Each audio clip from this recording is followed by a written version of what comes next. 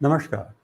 व्यक्ति घर बनाता है, रिश्ते बनाता है, इसलिए कि वो जब ज़िंदगी की थकावट से चूर हो जाए और जब उसे लगे कि उसे थोड़ा-सा सहारा चाहिए, सुस्ताने के लिए थोड़ा-सा वक़्त चाहिए, तो एक ऐसा पहलू हो जहाँ पर जाके वो सिर रखकर सुस्ता सके, बात कर सके और अपने आप को आराम दे सके और फिर ऊर्जा से भरे और फिर दुनिया के जंग में शामिल हो जाए। लेकिन मुश्किल तो तब हो जाती है जब हमें पता लगता है कि वो रिश्ते जिन्हें अपना सहारा समझकर हम आगे बढ़ रहे थे, वही टूटने लग गए हैं। असगर शमीम साहब के शेर में कहूँ तो कहाँ सर छुपाएँ पता ही नहीं, कि गिरने लगी घर की दीवार। मुश्किल तब हो जाती है कि जिन रिश्तों के सहारे आप ज़िंदगी के बड़े-बड़े सपने देख रहे थे, अरमान संजोए बैठे थे और आप सोच रहे थे कि इनके साथ मैं अपनी ज़िंदगी की तमाम तकलीफ़ों को जीतता हुआ नई मिसाल पेश करूँगा। और होता ये है कि वो रिश्ता खुद ही इस बात के इच्छा करने लग जाता है कि उसको बहुत सारा समय दिया जाए या फिर उसको डिटैच हो जाए। तो ऐसी स्थितियाँ क्यों आती हैं? जिस रिश्ते को इतने प्यार से शुरू किया गया था, उसमें ऐसी तल्ख़ी क्यों आ जाती है? क्यों नाराज़गी आ जाती है? और नाराज़गी आ जाती है तो किस स्तर पे आने के बाद उस रिश्ते को तोड़ देना चाहिए? क्योंकि अक्सर हम ये भी देखते हैं कि रिश्ते में नाराज़गियाँ होती हैं, वो लोगों की जीवन लीलाएँ भी ख़त्म कर देती हैं। तो मैं इस बात को पुरज़ोर ज़रूर कहना चाहूँगा, हो सकता है कि रिश्ते से आप नाखुश हों, लेकिन रिश्तेदारों से नाखुश मत होइए। अगर आपको उनके साथ रहना मुमकिन नहीं लग रहा है, तो उनसे अलग हो सकते हैं, लेकिन उनके साथ कोई ऐसा ना हो कि उनका जीवन ही नष्ट हो जाए। तो आज हम सकारात्मकता के साथ इस कार्यक्रम को शुरू करेंगे और हम ये जानेंगे कि जीवन में अगर ऐसा कुछ हो रहा है, जिसके ज़रिए हमें हमारे रिश्ते बिखरते नज़र आ रहे हैं, हमें नज़र आ रहा है कि हम जो करना चाहते हैं वो नहीं हो पा रहा है, तो भी हम सकारात्मकता से कैसे रह सकते हैं। तो चलिए स्वागत करते हैं हमारे आज के पैनलिस्ट का।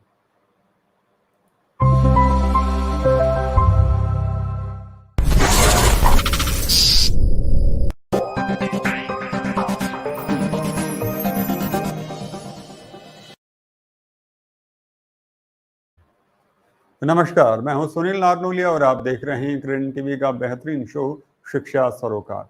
शिक्षा सरोकार के इस अंक में जैसे कि मैं ज़िक्र कर रहा था कि आज हम बात करने वाले हैं रिश्तों के ऊपर, कि वो रिश्ते जो इतने प्यार से, इतनी कहूँ कि इतनी ईमानदारी से बनाए जाते हैं, उनमें दरारें क्यों पड़ जाती हैं?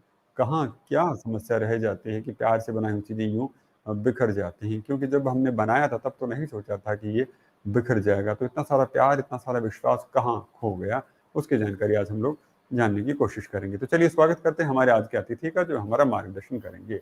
हमारे साथ में जुड़ी हुई हैं अनघा सुंडी जी। अनघा जी, आपका हृदय से अभिनंदन और आभार व्यक्त करता हूँ कि आपने हमें समय दिया और हमारे साथ में हैं। आज हम आपके ज़रिए जानने की कोशिश करेंगे कि ऐसा होता क्या है और क्यों हम परेशानियों की तरफ बढ़ जाते हैं। दर्शकों, जैसे देखिए अनघा जी के चेहरे पे एक शांति, एक तेज नज़र आता है, वैसा ही शांति व तेज हम सबके जीवन में समाहित हो, इसी आशा और विश्वास के साथ आज ये कार्यक्रम को शुरू करने की इजाज़त चाहता हूँ। उससे पहले मैं अनघा जी के बारे में थोड़ी-सी बातें बताना चाहूँगा। अनघा जी हमारे साथ में बैंगलोर से जुड़ी हैं और ये द निर्वाणा ग्रुप के फाउंडर और सीईओ हैं। साथ में जो mind matters mental health platform है, उसकी भी ये निदेशक हैं, डायरेक्टर हैं। पेशे से अगर मैं बात करूँ तो एक सॉफ्टवेयर इंजीनियर हैं, लेकिन अगर मैं उनके प्रोफ़ेशन के ज़रिए पैशन की अगर मैं बात करूँ तो ये एक सर्टिफ़ाइड लाइफ़ कोच हैं। ये इनका पैशन, वो चाहते हैं कि लोगों को अब खुद से प्यार करना सिखाया जाए, खुद पे विश्वास करना सिखाया जाए, रिश्तों को बना के रखना सिखाया जाए और फिर मुश्किलें आ रही हों, तो सही निर्णय लेना सिखाया जाए। तो इन सभी बातों को लेके हम लोग चलेंगे। एक इनका मैं ज़िक्र ज़रूर करना चाहूँगा, उन्होंने एक कॉन्सेप्ट आई रोमांस जो कॉन्सेप्ट है वो डेवलप किया है। उसका अर्थ ये है कि ये लोगों को खुद से प्रेम करना सिखाती हैं कि हम खुद से प्यार कैसे करें। हम अक्सर क्या होता है कि दूसरों के लिए सब कुछ करते-करते खुद को भूल जाते हैं और भूल जाते हैं ये कि हमारा भी एक जीवन का एक मकसद था। हमारा भी मकसद ये था कि हम अपनी अहमियत को कहीं, अपने वजूद को कहीं किसी दूसरे काम में लगा पाएँ, ऐसे काम में जिससे कि समाज में समृद्धि आ सके, संतुष्टि आ सके। अगर वैसे के शौक की बात करूँ तो ये हरफनमौला हैं, ये एक बेली डांसर भी हैं, ये कर्नाटक क्लासिकल सिंगर भी हैं, साथ ही साथ में डिस्ट्रिक्ट लेवल पे स्विमिंग की जो विनर भी रह चुकी हैं, ये बैडमिंटन की चैंपियन भी रह चुके हैं। तो आप समझ सकते हैं कि हरफनमौला भी हैं, एक ऐसी शख्सियत भी हैं जो दूसरों का भला भी करना चाहते हैं। तो ऐसे शख्सियत हमारे साथ में हो तो मुझे देरी किए बिना सवाल पूछ लेने चाहिए। अनघा जी, मेरा पहला सवाल जो आपसे जो बनता है कि अक्सर देखते हैं गुस्सा आना कोई बड़ी बात नहीं होती है, रिश्ते में गुस्सा आ भी जाता है, कभी गर्म और कभी ठंडा चलता रहता है। लेकिन कोई रिश्ता टूटने की तरफ है, तो उसके क्या सिम्पटम्स हम लोग देख के चलें कि ये रिश्ता है, अब थोड़ा-सा इसमें दरार आने लग गई है, अब ये गुस्सा गैर वाजिब है, इसको इस तरह से नहीं होना चाहिए, उसके बारे में आप क्या कहना चाहेंगे प्लीज? रिश्ता टूटने का एक नहीं, दो नहीं, 10 साइन होते हैं।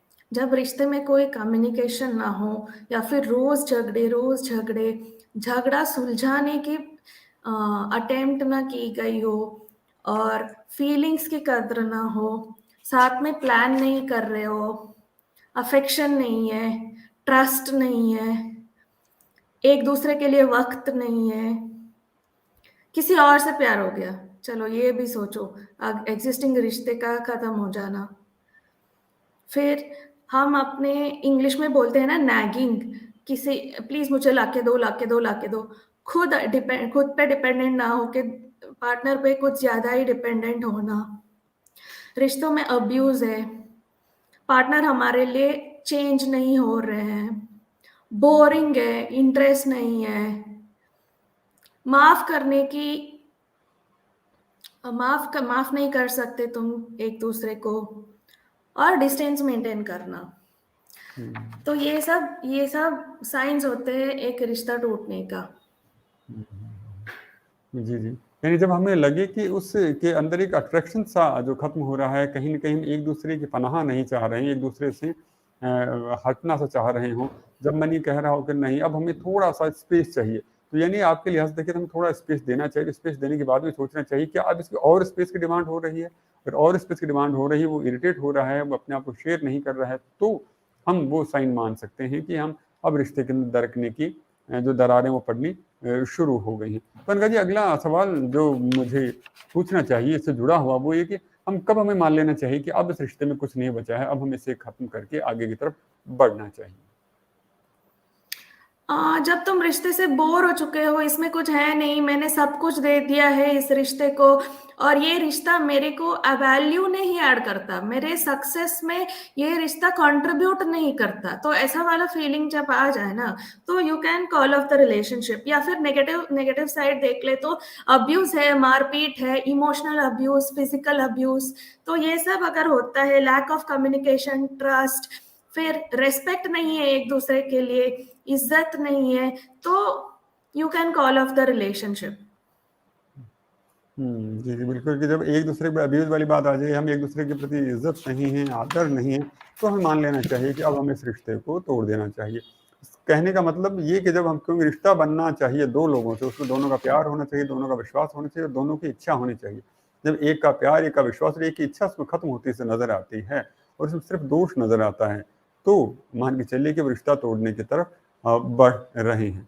तो फिर हमें उस चीज़ को पीछे की तरफ रख के अपने आप को आगे लेकर जाना चाहिए, तभी हम लोग बेहतरी की तरफ जा सकते हैं। अच्छा, अब ये एक सवाल निकल कर आता है कि हम ये कैसे समझ पाएँ कि रिश्ता ये हमारी सफलता की तरफ बढ़ रहा है या असफलता की तरफ बढ़ रहा है, सक्सेस हो रहा है या फेलियर की तरफ जा रहा है, ये कैसे? तो एक्चुअली हमको अपने आप से सवाल पूछ लेना चाहिए कि क्या ये रिश्ता मैंने दोस्ती के बुनियाद पे शुरू किया है, क्या मैं और मेरा पार्टनर एक दूसरे के अच्छे के लिए हम काम करते हैं, हम दोनों को क्या इस रिश्ते से वही चीज चाहिए जो मुझे क्या इस रिश्ते से यही चीज चाहिए जो उसे चाहिए, और उसे क्या इस रिश्ते से वही चीज चाहिए जो मुझे चाहिए, जो मैं एक्सपेक्ट कर रही हूँ, जो मैं आशाएं रख रही हूँ, क्या वो रियलिस्टिक है। जैसे कि कोई चांद लाके दो बोलेगा तो चांद थोड़ी लाके देंगे, तो रियलिस्टिक। रात के 12 बजे आइसक्रीम मांगेगा तो आइसक्रीम थोड़ी लाके देंगे, तो रियलिस्टिक होना चाहिए एक्सपेक्टेशंस। एक दूसरे में हम अच्छा देखेंगे। अगर फॉर एग्जाम्पल ड्रेसिंग सेंस अच्छा ना हो, तो ड्रेसिंग सेंस तो बदल भी सकते हैं ना, तो एक दूसरे का अच्छा ही देखना है। क्या हम दोनों अपने रिलेशनशिप को जिंदा रखने के लिए एफर्ट डाल रहे हैं, बस मैं ही कर रही हूँ, मैं ही कर रही हूँ, वो कुछ नहीं कर रहा, this type of attitude will not work. उसको भी थोड़ा एफर्ट डालना है, मेरे को भी थोड़ा एफर्ट डालना है। क्या मुझे जो दिक्कत है, प्रॉब्लम्स है, इश्यूज है, क्या मैं बिना झंझट के अपने पार्टनर के साथ शेयर कर सकती हूँ, बिना कोई फियर का, बिना कोई हेजिटेशन का। कष्ट काल में क्या हम दोनों परिश्रम करने के लिए रेडी हैं। तो ये सब सवाल हम पूछ सकते हैं। इस सवाल का जवाब हमें मिल जाएगा ना, तो हमें लगेगा हाँ ये रिश्ता तो सक्सेस हो सकता है। यानी बिल्कुल सही बात कि जब आपको ये लगे कि अब कम से कम तकलीफ में तो कि वो आपकी तकलीफ को समझ पा रहा है कि नहीं, आपके नजरिए को समझने की कोशिश कर पा रहा है कि नहीं। देखो, समझ पाना अलग चीज होती है, कोशिश करना एक अलग चीज होती है। कोशिश वो पहली सीढ़ी होती है जो विश्वास पैदा करती है कि हाँ, इसके लिए एफर्ट किए जाने तो रहे हैं। तो सफलता और असफलता तो आगे की बातें आती हैं, तो वो बातें तो हम बाद में देखेंगे कि सफलता होगी कि नहीं होगी। उससे पहले ये जरूरी है कि क्या हम उसके लिए कंपेटेबल भी हैं कि नहीं, क्या हम उसे बचा के रखना भी चाहते हैं कि नहीं, ये जानना बेहद जरूरी हो जाता है, जिसके बारे में अनघा जी ने हमें कहा। यहाँ में कई सारे सवाल आ रहे हैं। एक अभी सवाल आया है सोहेल जी का, जो अभी आप हमारा जिक्र चल रहा था, उससे संबंधित सवाल है, तो मुझे लगा कि मैं इस चीज को यहाँ पर ले सकता हूँ। इन्होंने पूछा कि जब हम अपने साथी में दोष ढूंढने लग जाते हैं, जो कई समस्याओं के कारण भी होता है, जाहिर सी बात है कई बार तो हम उसी की वजह से ज्यादा डिप्रेस हो जाते हैं, तो हम इससे कैसे दूर कर सकते हैं। अब जाहिर सी बात है कई बार एक्सपेक्टेशन बहुत ज्यादा होती है कि मेरे में ऐसा होना चाहिए। सबके एक सपनों का राजकुमार होता है, एक सपनों की राजकुमारी होती है जिसको देख के आगे बढ़ता है। या फिर और सभी रिश्तों में होता है, एक सपनों का भाई होता है, सपनों की भाभी होती है, सपनों की माँ होती है, सपनों का बेटा होता है। तो उससे वो सपनों वाली चीज से हटके ये कैसे हटे, क्योंकि वो सपनों वाली चीज आती है तभी तो सारे दोष निकलने होते हैं। तो इसके बारे में आप क्या कहना चाहेंगे? समझना चाहिए कि सपने आखिर में टूटते ही हैं। तो अभी क्या है कि एवरी आदमी या औरत उसमें स्ट्रेंथ और वीकनेस दोनों होते हैं। ऐसा नहीं है कि कोई परफेक्ट है। परफेक्ट का मतलब 50% स्ट्रेंथ 50% वीकनेस मिला के हम गोल बनाते हैं, तो दैट इज कॉल्ड परफेक्शन। या उसकी अगर खामियां हमको पसंद नहीं है तो उसको चेंज करने में दोनों को एफर्ट डालना चाहिए। जैसे कि एग्जाम्पल फिर से मैं देती हूँ, ड्रेसिंग सेंस। वो कुछ येलो सा पैंट पहन रहा है तो बोल दो कि तुम पे अच्छा नहीं लगता, क्या हम इस कलर का पैंट पहन सकते हैं। एग्जाम्पल दे रही हूँ मैं, ठीक है। तो मे बी बीवी में थोड़ा सब्जी में थोड़ा ज्यादा नमक डाल दिया, तो चिल्लाने की वजह you can just tell her politely कि अगर तुमने थोड़ा सा कम किया ना तो खाना और भी ज्यादा होगा। तो हमेशा you have to be kind, you have to be polite. पहले एक दूसरे को एक्सेप्ट करो। मन में होता है कि सपनों का राजकुमार जैसा सबके मन में होता है, जैसे कि रणबीर कपूर जैसा पति मिले, शाहरुख खान जैसा रोमांस करे, सबके मन में होता है। लेकिन रियलिटी कुछ और ही है ना। सब लोग कोई बाहें फैला के तो खड़ा नहीं होते ना शाहरुख खान की तरह। तो रियलिटी अलग है। तो रियलिटी को एक्सेप्ट करो कि भगवान ने मेरे को ये पार्टनर भेजा है, अभी हम साथ में अच्छा सा लाइफ बनाएंगे एक दूसरे के लिए, सबके लिए।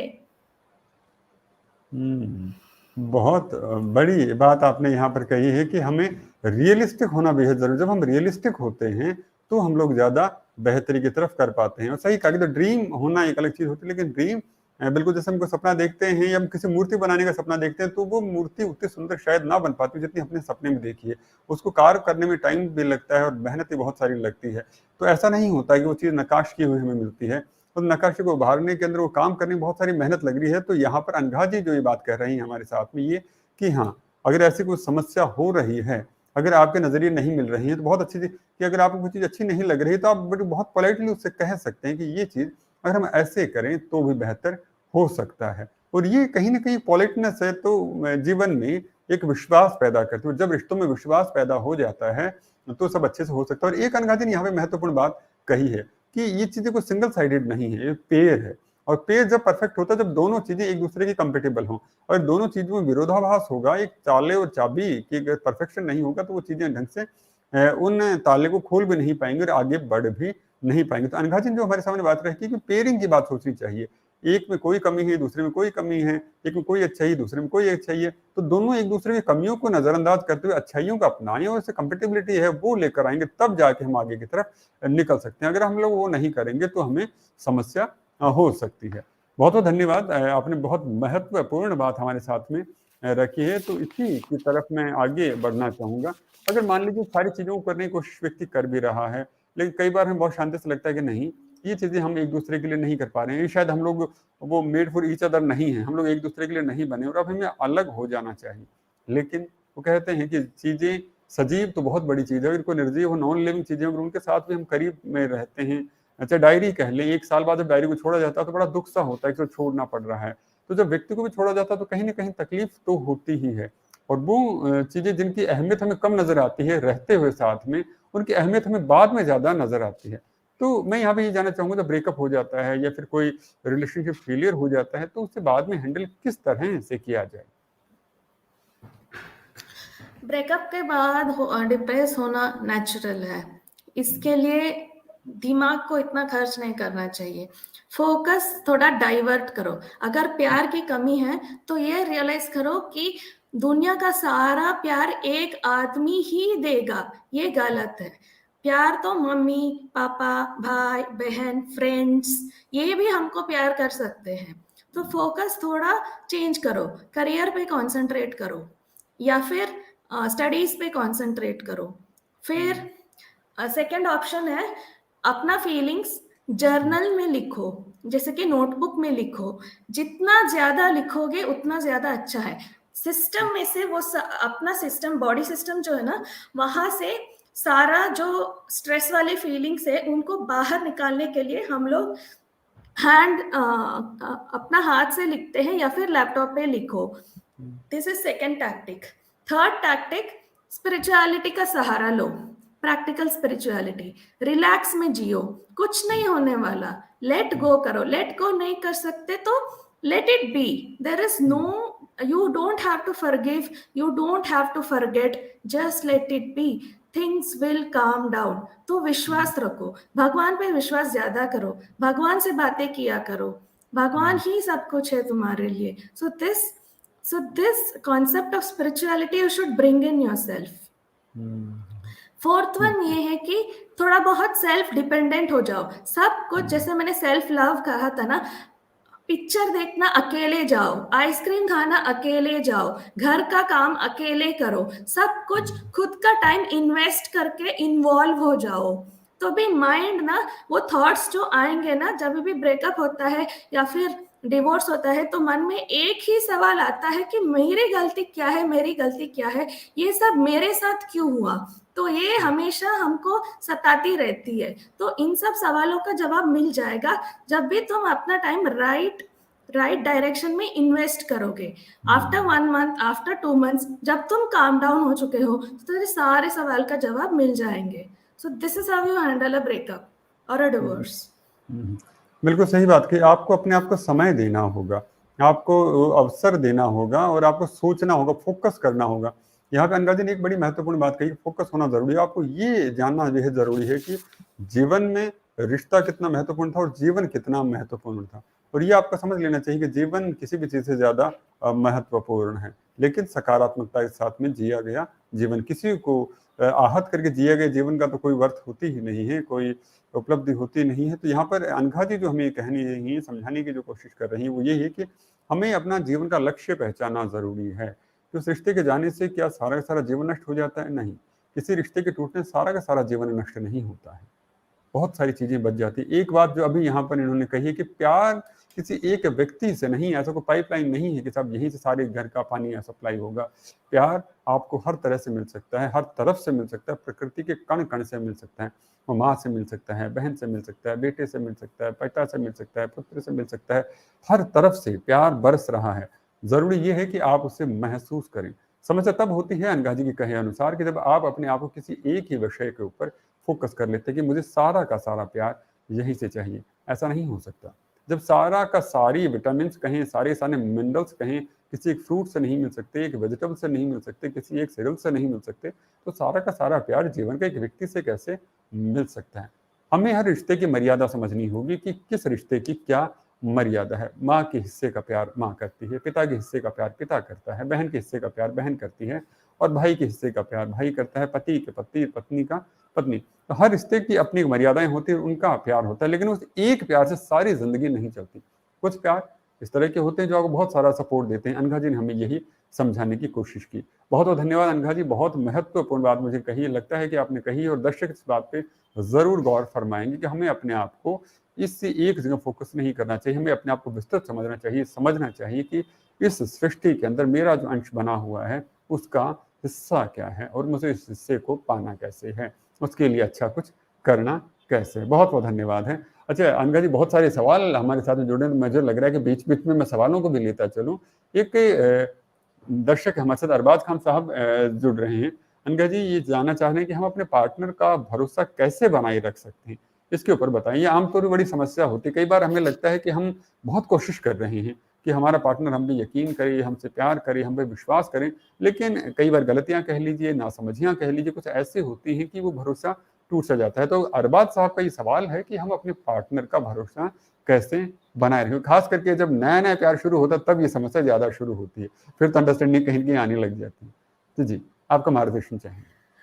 तो पहले अपने पार्टनर को समझो, फिर जानो कि उसकी एक्सपेक्टेशंस क्या है, क्या उस एक्सपेक्टेशंस को मैं फुलफिल कर सकता हूँ। अगर नहीं कर सकता तो उसके बदले में सब्स्टिट्यूट क्या चाहिए। तो हेल्प ओपन कम्युनिकेशन हमेशा ओपन रहना चाहिए। ऐसा नहीं है कि लास्ट टाइम इसने पता नहीं क्या चिकन बिरयानी मंगवाई थी, उसकी तो फेवरेट ही है चिकन बिरयानी, हमेशा चिकन, किसको पता this time she wants something else. तो पूछो, हमेशा कम्युनिकेशन ओपन रखो। या फिर अगर जब जब उसके चेहरे पे उदासी ले आ रही है तो ऐसा मत बोलना कि पकाओ मत पकाओ मत, this is not the attitude. You have to make your partner happy, you have to keep her happy, but happiness comes from within, but you have to put the effort। तो जब वो उदास है, लड़कियों की बात नहीं, लड़कों की भी, जब when your boyfriend or husband is very sad, तो जाके पूछो कि क्या हुआ है, आपकी सैडनेस दूर करने के लिए मैं क्या कर सकती हूँ, तो ऑफर करो। ऐसा नहीं है कि वो कर लेगा यार, मेरी जरूरत नहीं है उसे, this is not the attitude. Always be there for each other. जब उसको तुम्हारी नीड है then you have to be there, जब तुम्हें उसकी नीड है then she has to be there. So it is a two way open communication. And second thing is have some higher goal in life. जैसे कि if it is a housewife, उसको कुछ अच्छा सा पकाए, शी कुक समथिंग गुड, या फिर दोनों कम से कम हफ्ते में 2 बार डेट पे जाएंगे। तो ये सब रोमांस जो है शादी के स्टार्टिंग में या फिर रिश्ते के स्टार्टिंग में ही नहीं, कायम रखना चाहिए थ्रू आउट। एक टाइम टेबल बना लो एंड जस्ट फॉलो इट। या फिर पति के लिए कुछ गोल्स होंगे कि मुझे करियर में आगे बढ़ना है, my wife has to support me, have a higher goal. दोनों को हायर गोल होनी है और एक दूसरे को हेल्प करना चाहिए, मोटिवेट करना चाहिए, और इसीलिए सक्सेस की तरफ बढ़ेगा रिश्ता। बहुत अच्छी बात कही कि हमें एक दूसरे को समझना चाहिए। आपकी बातें सुन के मुझे अंबर साहब का वो शेर याद आ गया कि मुश्किल को समझने का वसीला निकल आता, तुम बात तो करते कोई रास्ता निकल आता। बातें करनी बेहद ज़रूरी है जी, और बातें भी सिर्फ फौरी बातें नहीं होंगी। बातें इस तरह से होनी चाहिए जो वर्दी हों, जिनसे कोई बातों के हल निकले, और वो तब होगा जब आप ओपन हार्टेड होंगे। अनघा जी एक बात का बार बार में जो जोर दे रही हैं कि आपको खुले मन से स्वीकार्यता के साथ के अंदर बातचीत करनी पड़ेगी। सिर्फ सिंगल साइडेड गेम नहीं हो सकता है, ये डबल साइडेड गेम होगा। दोनों तरफ से आवाजाही होगी, उधर के विचार आप सुनेंगे और आपके विचार वो सुनेंगे, उनके विचारों का सम्मान आप करेंगे और आपके विचारों का सम्मान वो करेंगे, तब जाके संतुलन की स्थिति पैदा हो पाती है। अगर एक सिंगल साइडेड गेम करने की कोशिश कर रहेंगे तो मुश्किल हो जाती है। यहाँ पर अनघा जी ने एक बात और भी जरूरी जो लगता है मुझे कि वो कही है कि हमें ये देखना पड़ेगा कि हर व्यक्ति का अपना अपना प्रोफेशन भी है, हर व्यक्ति का अपनी अपनी विचारधारा भी है। तो जो हमारा पार्टनर है उसकी विचारधारा कैसी है, उसका प्रोफेशन कैसा है, उसके लिहाज से सोचते हुए हमें अपने जीवन में बदलाव भी सोचने होंगे।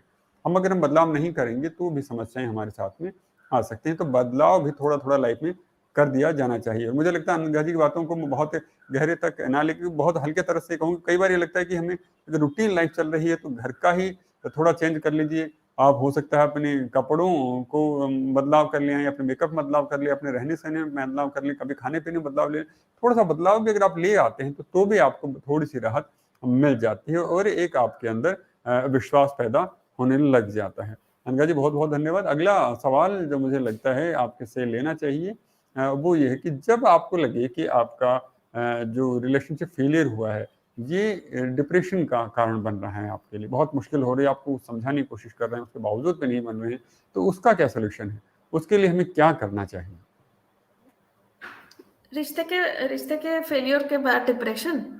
जी बिल्कुल हाँ, बिल्कुल। हाँ। तो पहला ये रियलाइज करो कि इस धरती पे सब कुछ टेम्पररी ही है। चाहे वो शादी है, चाहे वो आपका स्टूडेंट लाइफ है, चाहे वो चाइल्डहुड है, या फिर कोई भी रिश्ता टेम्पररी ही है, आज नहीं टूटेगा तो कल तो टूट ही जाएगा, ठीक है ना। कुछ कुछ रिश्ते मरते दम पे टूटते हैं, वो तो पिछले जनरेशन में है, पेरेंट्स के जनरेशन में है, मगर आजकल के रिश्ते कल बनते हैं आज टूटते हैं। हाँ, तो जेन जी में, जेन एक्स या जेन जी जो भी बोलते हो आप, तो इसमें थोड़ा फास्ट पेस्ड रिलेशनशिप्स है। तो ये रियलाइज करो कि रिश्ता कभी फेल नहीं होता, रिश्ता बस काम करना होता है। फेल होता है मतलब मैं हार गई, मैं मेरी वजह से फेल हुआ, this is the wrong type of thinking. मैंने एफर्ट डाला है, उस टाइम पे जो मुझे ठीक लगा मैंने वो किया, बट फिर भी वो रिश्ता काम नहीं किया, तो ठीक है ना, मेरी सक्सेस के लिए शायद वो रिश्ते की जरूरत ही नहीं है, मैं उस रिश्ते के बिना जी सकती हूँ। तो this type of mentality you should bring. And जीने के लिए रियलाइज कि इंडिपेंडेंट होना बहुत जरूरी है। अगर आप रिश्ते में भी हो तो एक दूसरे पे हर चीज के लिए डिपेंडेंट मत हो जाओ। फीवर है, मेडिसिन चाहिए तो घर में स्टॉक रखो या फिर खुद जाके लेके आओ, हमेशा उस पर डिपेंडेंट मत हो। एक्सपेक्टेशंस ज्यादा मत रखो कि वो ये लाके देगा, मैं ये करके दूंगी, नहीं, जो भी नेसेसरी है वो करो। ज्यादा एक्सपेक्टेशंस रखने से अनहेल्दी हो जाता है। फिर खुद का काम खुद करना सीखो, या फिर वो हस्बैंड हो या वाइफ हो, घर का काम में हस्बैंड को भी 50% करना चाहिए, वाइफ को भी 50% करना चाहिए। आजकल के जमाने में करियर बहुत इंपॉर्टेंट है, वाइफ को भी करियर बनानी है, हस्बैंड को भी करियर बनानी है, सो कॉन्ट्रीब्यूशन मस्ट बी 50-50 सब चीजों में। जैसे कि मेरे एक दोस्त थे, वो बोलते थे कि मैं अपने बीवी को सब्जी काट के देता हूँ और वो ये बनाती है, जो भी ये पुलाव वगैरह बनाती है, तो ही इज ऑल्सो पार्टिसिपेटिंग। तो that sort of participation must be there. और उसका एज है माइंडेड 60+, तो कितना सालों से वो कर रहा है, साथ में दोनों बैठ के भगवान की प्रार्थना करते हैं। तो all these things you have to participate in each and every activity that the marriage demands. तो डिप्रेशन हो तो जान लो कि इट्स ओके, रिश्ता कभी फेल हो गया या फिर it did not work out, ठीक है। अभी दूसरे रिश्ते में जंप करने से पहले इंडिपेंडेंट तो बन जाओ ना। जो भी मिस्टेक्स तूने पहले के रिश्ते में की थी उसको तो रिपीट मत करो। Ultimately you have to be happy and peaceful, that is the thing. With depression, without depression, doesn't matter. Some people are peaceful being depressed also, some people are not peaceful happy, so what they do, just be in a peaceful state. Whether depression we can solve it, but you have to realize that if a relationship is causing misery to you, it is just okay to get out of it. It is okay to have different feelings. It is okay to walk out. It is okay for you not to be in that relationship that is causing you depression or that has caused depression. Move on. If you cannot move on, move forward. Let go. If you can't let go, let it be. No need to forgive, no need to forget. Just be calm. बहुत सुंदर, बहुत बड़ी बात की प्रणाम करता हूँ आपके इतनी सुंदर, उतनी उदार विचारों को कि हमें जीवन जीना है, ये ज़्यादा समझना चाहिए। एक कितनी महत्वपूर्ण बात मुझे लगता है अनघा जी ने कही, उसको हम ज़रूर रिपीट करना चाहूँगा मैं यहाँ पर, कि अक्सर ये देखने में आता है युवा एक किसी रिश्ते से अगर टूटते हैं, कोई ब्रेकअप होता है तो झट से स्विच करके दूसरे के ऊपर चले जाते हैं। अनघा जी ने कितनी अद्भुत बात कही, कितनी महत्वपूर्ण बात ये कही है कि इतनी जल्दबाजी ना रखिए। आप ये जानने की कोशिश करें कि आप सिर्फ और सिर्फ रिश्ते बदलने के लिए पैदा नहीं हुए हैं। आपका मकसद सिर्फ और सिर्फ फिजिकल अटैचमेंट नहीं है, आपका मकसद है, अल्टीमेटली गोल वो पीस है। और पीस ऑफ माइंड तब मिलेगा जब आपको ये पता चले कि आप कहाँ पर सही हैं और कहाँ पर गलत हैं। क्योंकि अगर आपने अपने पिछले रिश्ते की गलतियों को दोबारा दोहराया तो जरूरी नहीं कि वो रिश्ता रह जाए, हो सकता है वो भी रिश्ता उन्हीं गलतियों की वजह से सेम टूट भी सकता है। तो अगर ऐसी कोई मुसीबत आ भी गई है जीवन के अंदर, तो हमें एक स्पेस देना बेहद जरूरी है, हमें सोचना बेहद जरूरी है कि ये गलती मेरे जीवन में आई क्यों। हमें सिर्फ स्विच करके अगले पे नहीं दौड़ जाना है, अपने आप को स्पेस देना है, जल्दबाजी नहीं करनी। और एक जो महत्वपूर्ण बात इन्होंने यहाँ पर कही कि इंडिपेंडेंट खुद को बनाना, इंडिपेंडेंट बनाइए आप खुद को, पहले अपने आप को सक्षम बनाइए कि हाँ मैं पूरी चीजों के लिए दूसरे पर पूरी तरह निर्भर नहीं हूँ, मैं बराबरी में उसके साथ में खड़ा हो सकता या हूँ या हो सकती हूँ। और यहाँ पर एक जो बातें इन्होंने कही कि जरा जरा सी बातें जो होती हैं उसका लिए हम दूसरे पर निर्भरता करते हैं कि हम वो मुझे दवाई ला कर देगा या देगी तभी होगा, वो मुझे ऐसा करके देगा या देगी तो ही होगा। तो हमें इतनी जो डिपेंडेंसी किसी के ऊपर नहीं रखनी चाहिए, अपने आप को सेल्फ डिपेंड भी रखना चाहिए थोड़ा सा खुद के ऊपर भी, कि हाँ ऐसी स्थितियां हो सकती है, सामने वाले की स्थिति हो सकती है वो हर बार वो सारी चीजें ना कर पाए जो कि आप चाहते हो।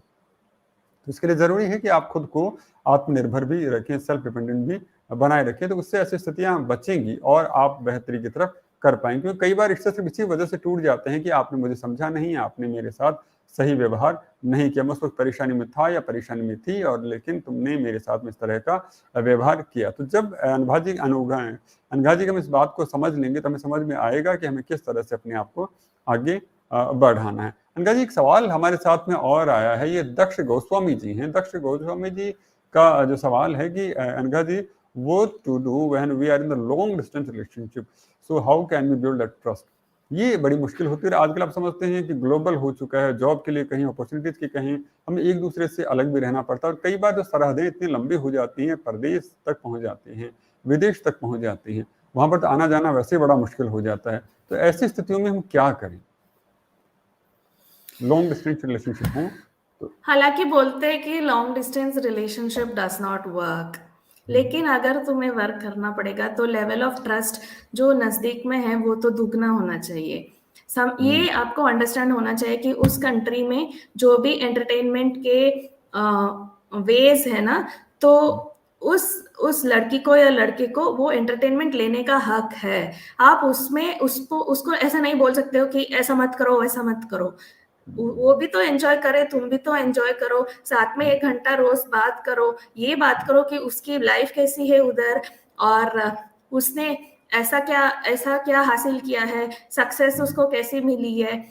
Talk about positive things always, don't restrict, ऐसा रेस्ट्रिक्शन नहीं डालना, बिकॉज शी नोस, उसको भी पता है ना कि वो रिश्ते में है, और उस आदमी को भी पता है ना कि वो रिश्ते में है। या फिर अगर तुम रेस्ट्रिक्शन डालोगे, लिमिटेशन डालोगे, तो ऑब्वियसली झगड़े शुरू हो जाएंगे, प्यार कम हो जाएगा, रिश्ता टूट जाएगा। तो when in a long distance relationship you have to trust each other, and for that you should not apply any restrictions. Cheating की बात आई तो अलग है, so that is another topic which we will handle, but in this long distance relationship, understand that there is less time for physical pleasure, there is less time for उसको भी वहां पे timing अलग होता है, उस देश का टाइमिंग अलग होता है, इधर का टाइमिंग अलग होता है, तो सिंक बना के रखना चाहिए। तो ऐसा कॉमन कुछ गोल्स निकालो, कॉमन टाइम निकालो जहां पे तुम पॉजिटिव चीजें डिस्कस कर सकते हो। आज मेरा दिन ऐसा रहा, तुम्हारा दिन कैसा रहा, कल मैं ये करूंगा, तुम क्या करेगी, ऐसे। बहुत बड़ी बात है, म्यूचुअल अंडरस्टैंडिंग सेट करनी पड़ेगी। और कितनी बड़ी बात अनघा जी ने कही है कि अगर हम लोग रिश्ते दूर के रखते रहें, सरहदों पार के रिश्ते रख रहे हैं, तो हमें विश्वास भी उतना ही जबरदस्त बनाना पड़ेगा। हमें ट्रस्ट करना पड़ेगा कि हाँ, हम इस रिश्ते में हैं, और रिश्ते की मर्यादा वो भी समझता है और मैं भी समझती हूँ। तो ये जब बातें हमारे बीच में होंगी तब हम अच्छे से काम कर पाएंगे।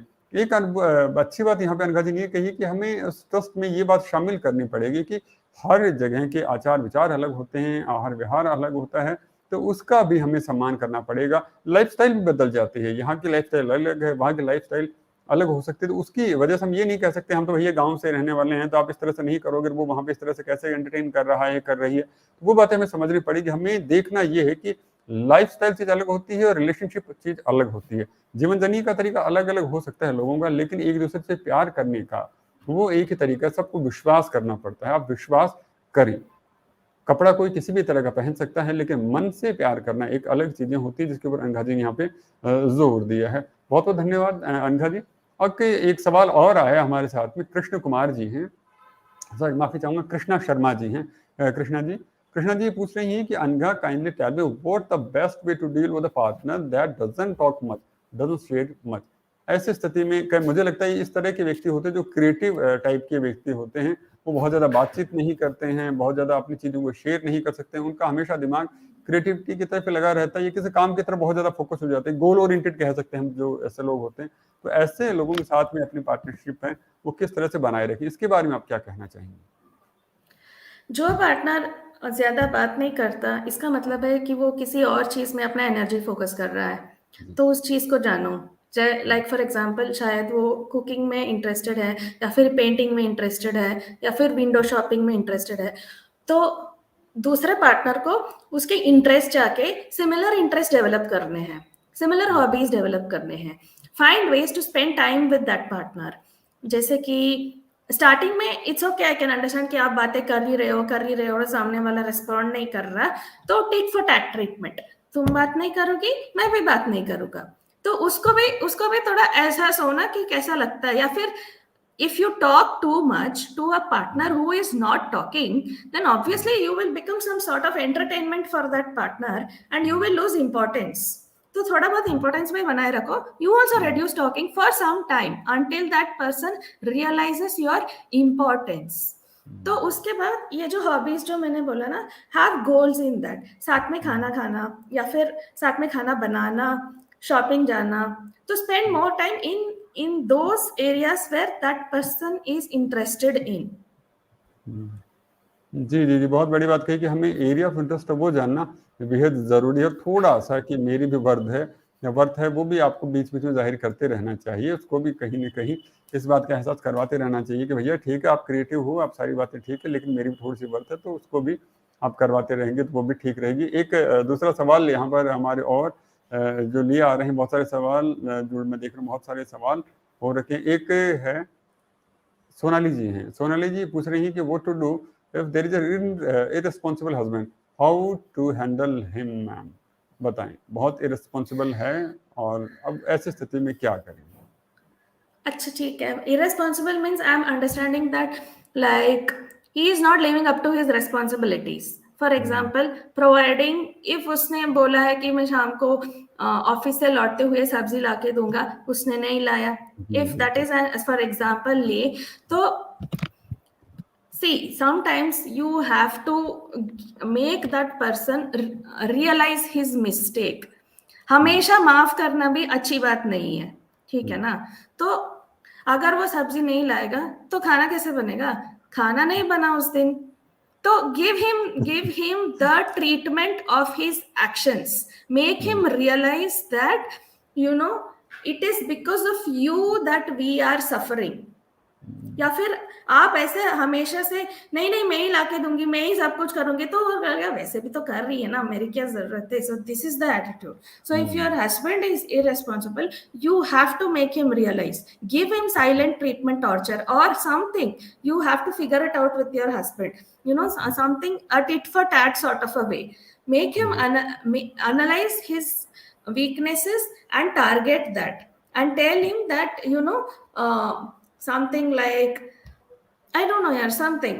It depends on person to person. So you have to make him realize it. Ji ji.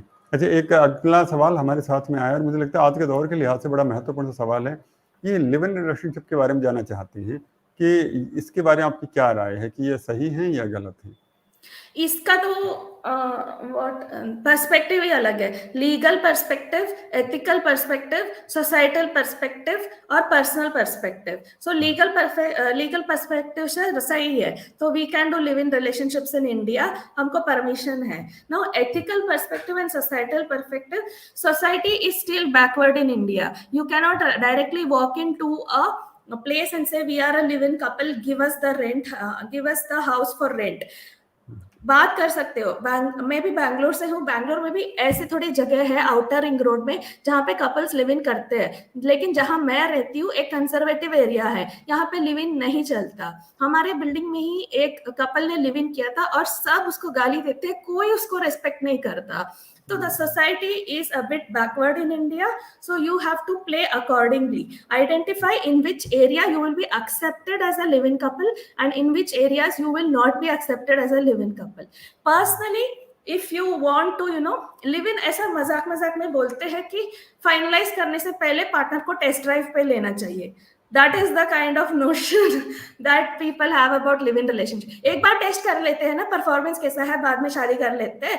So this is the light on a lighter note people say, but आपको ये रियलाइज होना चाहिए कि शादी से पहले जो आदमी या औरत है, शादी के बाद उसका बिहेवियर चेंज हो सकता है। या फिर लिव इन में रहने के बाद if you have indulged physically also, there is no need for that partner to marry you. He might change his mind or she might change his mind. तो इसको तुम चीटिंग के हिसाब से लोगे, पुलिस केस डालोगे, तो लाइफ ही बर्बाद हो जाएगी। तो be aware that the live-in relationship can also end someday and you need to be prepared for that.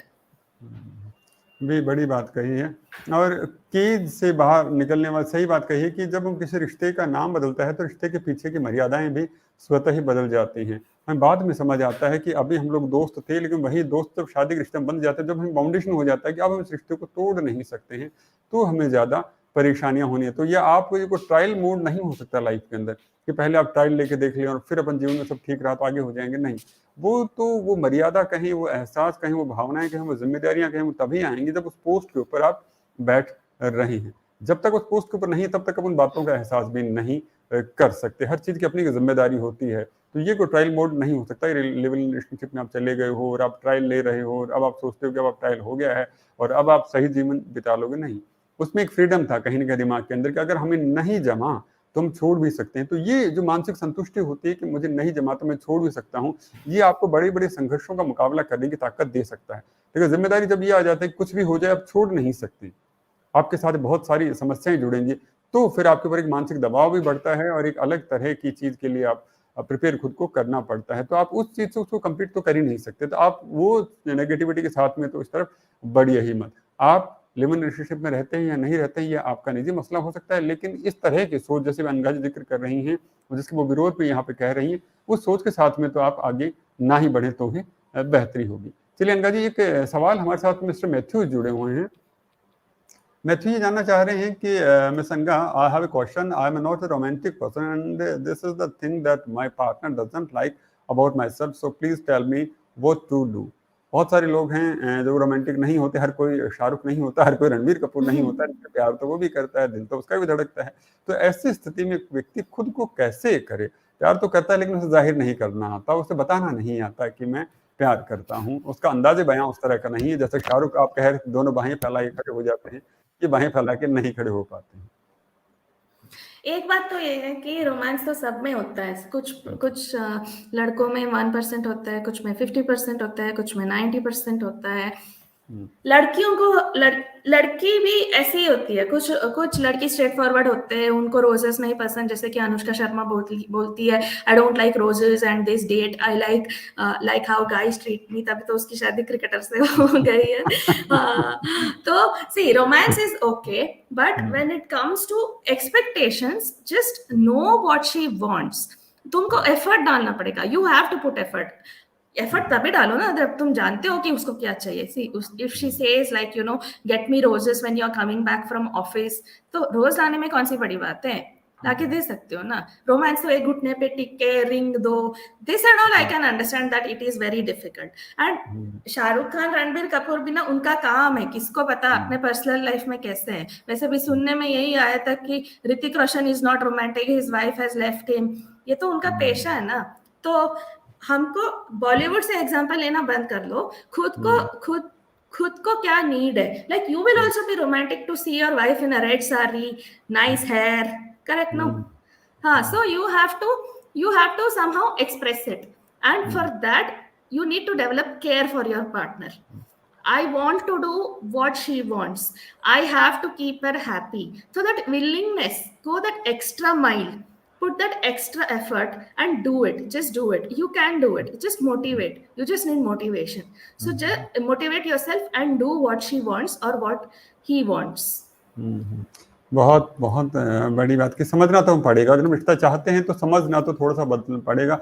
थोड़ा तुम बदलो, थोड़ा सा हम बदलें, तभी सारी चीजें सही हो सकती हैं। अच्छा, एक सवाल यहाँ पर और भी आता है जीवन के अंदर कि जब आप जिस व्यक्ति के साथ में रह रहे हों और वही व्यक्ति अगर आपको डिप्रेशन का कारण बन जाता है और उस रिश्ते में समस्या आ रही, तो हम क्या करें? उस स्थिति में हमें क्या करना चाहिए? पहली तो ये है कि रिश्ते की वजह से if you are getting depressed, if you have analyse that the reason for your depression is your partner, then there is no other way, you have to change your partner. You cannot sometimes you cannot change the person. उसमें बदलाव नहीं ला सकते। People don't change. Sometimes people don't change. How much you take relationship therapy, marriage therapy, any sort of therapy, still you have put all the effort. If they don't change, and if it is the biggest reason for your depression, then change the person, leave him, end the relationship. If there is a need after the end of the relationship, संभालो अपने आप को, come back to your peaceful state, happy state. Then if you feel like going back to your partner, maybe you can in a new way. But if your current reason is your partner reason for depression, then please avoid that person. चलिए चलिए, ये बहुत बड़ी बात कही है आपने कि जब आपको लगे कि अब चीज़ें बदल ही नहीं सकती हैं, बिल्कुल स्थिर हो चुके हैं, तो फिर ज़ाहिर सी बात है उस रिश्ते को समाप्त कर देना ही ठीक है। अनघा जी, आपसे बातें करते-करते पता ही नहीं चला कब सारा समय फटाक से गुज़र गया, और आपसे बातें करने का सबसे बड़ी बात मुझे ये लगती है कि पता नहीं चलता समय का। इतने अच्छे सवाल-जवाब हो रहे होते हैं, दर्शकों के सवाल आ रहे हैं, इधर से आपके जवाब बहुत अच्छे ढंग से आ रहे हैं। तो समापन में एक लास्ट सवाल आज का जो मैं लेना चाहूँगा, कि मुझे लगता है हम समय की सीमाओं को पार कर चुके हैं, तो भी एक सवाल जो मेरा मन है, मैं यहाँ पर ज़रूर लेने की इजाज़त चाहूँगा कि जीवन है, उतार-चढ़ाव आते हैं, रिश्ते बनते भी हैं, रिश्ते टूटते भी हैं, लेकिन बड़ी बात जो यहाँ पर होती है वो आत्मविश्वास हमेशा बना रहे, क्योंकि अगर आत्मविश्वास बना रहेगा तो व्यक्ति बना रहेगा, और व्यक्ति बना रहेगा तो हो सकता है रिश्ता भी नया बन जाए, और नहीं तो ये भी हो सकता है उस रिश्ते को बिगड़ने ही ना दें। तो जीवन में आपसे ये हम जानना चाहेंगे एक मैसेज के तौर पर हमारे दर्शकों सबके लिए, कि हम अपनी सेल्फ स्पिरिट को कहें, अपने आत्मविश्वास को कहें, सेल्फ रिस्पेक्ट को कहें, कैसे बनाए रख सकते हैं? उस सेल्फ रिस्पेक्ट के मायने आप क्या कहना चाहेंगे? The only solution for this is self-love. Love yourself more than you love your partner. You have to think that I am always correct. ऐसा नहीं है कि मैं perfect हूँ, but you can think that I am always correct. But don't think that that person is always wrong. No, if I am correct, he can also be correct. Let me think from that point of view. Then how to retain that spirit is by investing in yourself. Like spend some time with yourself. You need not be hungry for companionship or something like that. Don't show that you're desperate. No, balance रखो, peaceful रखो, relax में जियो, हर चीज relax में करो, तो that time you can maintain the balance. चलिए, बहुत सही बात है। इस कार्यक्रम में हमने बहुत सारी बातें, अलग-अलग अनुभवों को, अलग-अलग पक्षों को, अलग-अलग पहलुओं को हमने देखने की कोशिश की अनघा जी के ज़रिए। अनघा सोनी साहिबा ने हमें बताया कि किस तरह से हम रिश्तों को समझ सकते हैं, अगर समस्या आ रही है तो कैसे हम उन्हें सुलझा भी सकते हैं। जीवन का नाम सकारात्मकता, और सकारात्मकता इसी में है कि थोड़ा-सा आप बदलें, थोड़ा-सा हम बदलें, ज़्यादा बदलाव इस बात में ना हो कि रिश्ता ही बदल दिया जाए। बेहतर ये होगी हम प्यार अगर शुरू किया है तो उसको लेके हम आगे बढ़े भी। इस कार्यक्रम के अंत में बस मैं दाग दहलवी साहब को शेयर कहना चाहूँगा कि मिलाते हो उसी को खाक में जो दिल से मिलता है मेरी जान, चाहने वाला बड़ा मुश्किल से मिलता है, बड़ी मुश्किल से मिलता है। तो अगर आपको लगता है कि ये वही व्यक्ति है या वही लड़का या लड़की है जिसने आपको शिद्दत से चाहा है, बहुत प्यार किया है, तो थोड़ा-सा आप बदलने की कोशिश कीजिए। आप जब पहल करेंगे तो निश्चित तौर पे देखिएगा सामने वाला भी एक सकारात्मक पहल लेके आपकी तरफ खड़ा है, क्योंकि वह आपसे प्यार तो करता है। समस्याओं ने उस प्यार के ऊपर कहीं न कहीं पर्दा डाल दिया है, एक गर्द बिछा दी है, तो थोड़ा-सा शांत होकर उस गर्द को साफ कीजिए। थोड़ा वक़्त दीजिए, थोड़ा उन्हें वक़्त दीजिए, थोड़ा खुद को वक़्त दीजिए, और थोड़ा-सा बदलिए। आप देखेंगे रिश्ते बहुत अच्छे ढंग से शक्ल ले रही हैं, क्योंकि बार-बार में तोड़ते बनाते रहने से चीज़ें संवरती तब हैं जब उन्हें लेके, उन्हें समझते हुए आगे बढ़ें, क्योंकि सबके पास जीवन सीमित है, और सीमित जीवन में हम बहुत ज़्यादा तोड़-ताड़ करते रहेंगे तो ठीक नहीं होगा। तो इसलिए बेहतरी यही है कि आप चयन करते वक़्त समझदारी करें, और अगर चयन कर लिया है तो फिर उसे कोशिश यही करें कि अच्छे ढंग से उसे निभाएँ। हम सिर्फ़ नॉर्मली छोटी-छोटी बातों में उसे नष्ट करने की कोशिश ना करें। बहुत-बहुत धन्यवाद अनघा जी कि आप इस कार्यक्रम से जुड़े और हमारा मार्गदर्शन किया, हमारे दर्शकों के बहुत सारे सवालों का जवाब दिया, मेरे सवालों का जवाब दिया। पता ही नहीं चला कब आपसे बातें करते-करते इतना सारा समय बीत गया, और उम्मीद करता हूँ फिर इस मंच के ऊपर आपका मार्गदर्शन हमें मिलेगा, और आपके ज़रिए हमारे दर्शकों को अपने सवालों के जवाब भी मिलेंगे। दर्शकों, आज वर्ल्ड मेंटल हेल्थ डे है, और इस दिवस की शुभकामनाओं के साथ में और इस विश्वास के साथ में कि हम सभी जो मेंटल हेल्थ है उस पे काम करें, और एक दूसरा आस-पास अगर हमारे कोई परेशान हो तो उससे हम सपोर्ट दें, उससे संबल दें। इसी आस्था और विश्वास के साथ आज के कार्यक्रम को समापन की आज्ञा चाहूँगा। बहुत-बहुत धन्यवाद अनघा जी, बहुत-बहुत धन्यवाद दर्शकों, फिर मिलते हैं।